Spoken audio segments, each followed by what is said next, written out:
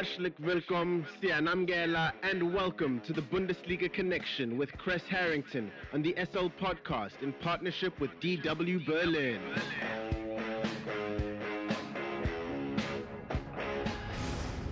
It's time for the latest from Germany's domestic football league, the Bundesliga, and more. For that, we are joined by Kres Harrington from our partner station Deutsche Welle in Berlin, Germany. Kres, Bayern have not only advanced to the round of 16 in the UEFA Champions League, they also handed Freiburg their first defeat this season. Yeah, referring to the Champions League, Robert Lewandowski netted a hat trick, missed out on a fourth goal. Nagelsmann afterwards called him the greatest striker in the world. I mean, that was pretty much light work they made of Benfica. And the title fits right now. He's definitely fitting that bill as being the best striker in the world. His performances, speak for that. Now, in terms of Bayern defeating Freiburg, it was not a walk in the park. Freiburg's goalkeeper, Mark Flecken, has only conceded 9 goals this season. Only one Bundesliga team is still in single digits in terms of conceding goals. And he was asked after the match, it's their first defeat. How tough was it? And he said, if you're going to lose to one team, then it's Bayern Munich. They have the quality that just pushes through. It's really hard to find the right words.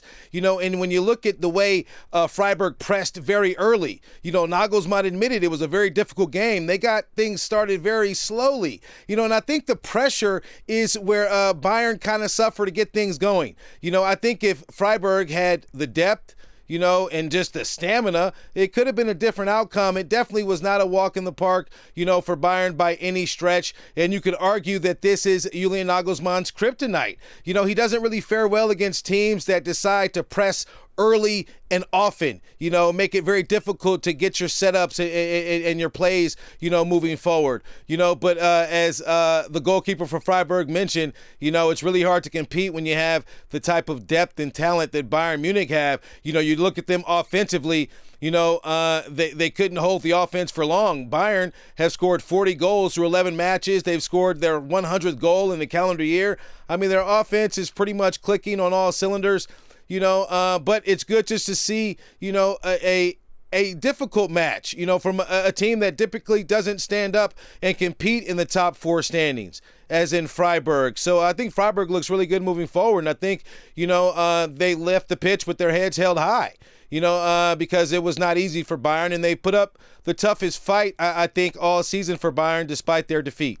And we saw Borrusio Dortmund's 4-game winning streak come to a halt as they were beaten by RB Leipzig in a close match. Should we expect a shaky Dortmund without Haaland in the lineup? Of course, you should expect a shaky Dortmund, a team that is not so efficient up front. Doesn't have the same type of bite when Erling Haaland isn't in the lineup. Let's just keep things, above board with that. But Leipzig, you have to give them credit. They're under some sort of a resurgence. They're unbeaten in 7 league matches. Yussuf Poulsen has scored in 3 consecutive Bundesliga matches. That's a first for his career. But the highlight really goes to Critopher Nkunku. He continues to shine and shine brightly for RB Leipzig.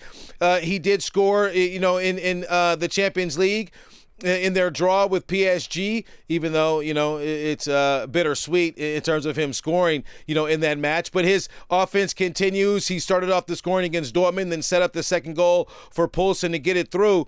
After the match, Dortmund clearly didn't play up to their capability. Julian Brandt spoke about their performance and spoke about how injuries are affecting them. Brandt had to say basically they didn't take care of ball up front, that they were careless, and they were playing a lot of long balls, which is really not their style of play. Made a lot of questionable substitutions, at halftime, and didn't have anything to show for it in the end. But neither Brandt nor Marco Reus wanted to make any excuses, but they did acknowledge that their roster is very thin right now, and we all know what he means when he says that. He means there's no Erling Haaland in the lineup.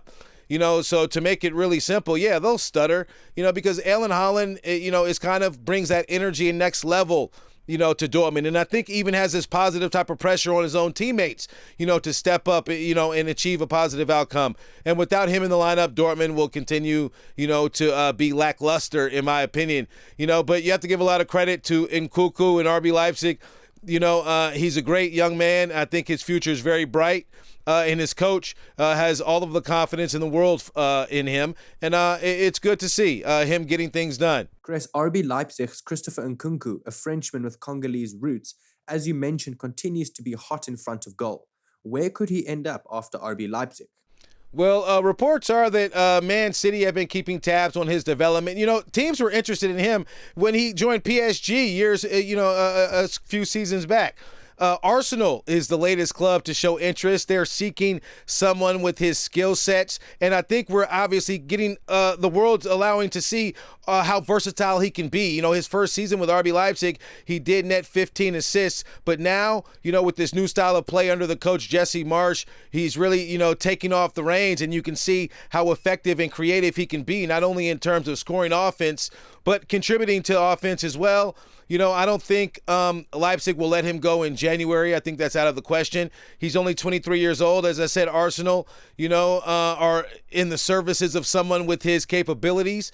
But he's been attracting plenty of attention across Europe, and I think as long as he continues to play, his destination will be somewhere, along these lines with a team that competes in the Champions League and so forth, because he's ambitious, as well.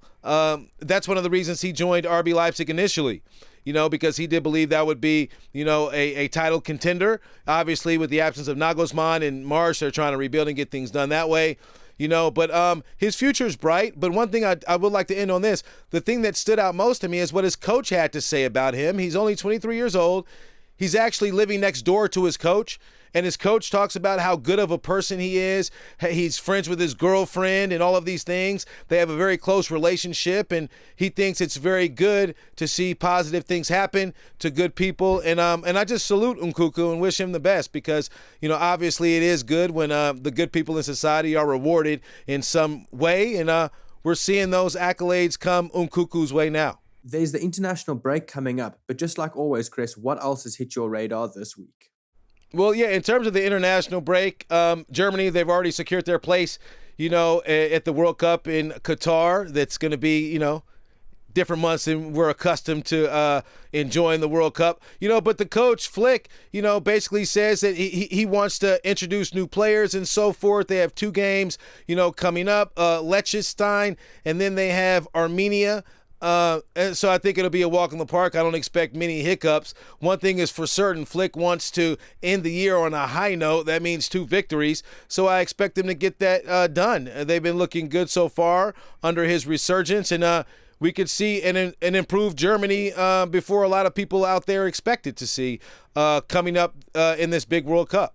Thank you very much for the Bundesliga update, Mr. Kres Harrington from our partner station Deutsche Welle in Berlin, Germany. Have a fantastic day further. Danke und auf Wiedersehen. The Bundesliga Connection is a team effort driven by the following incredible individuals.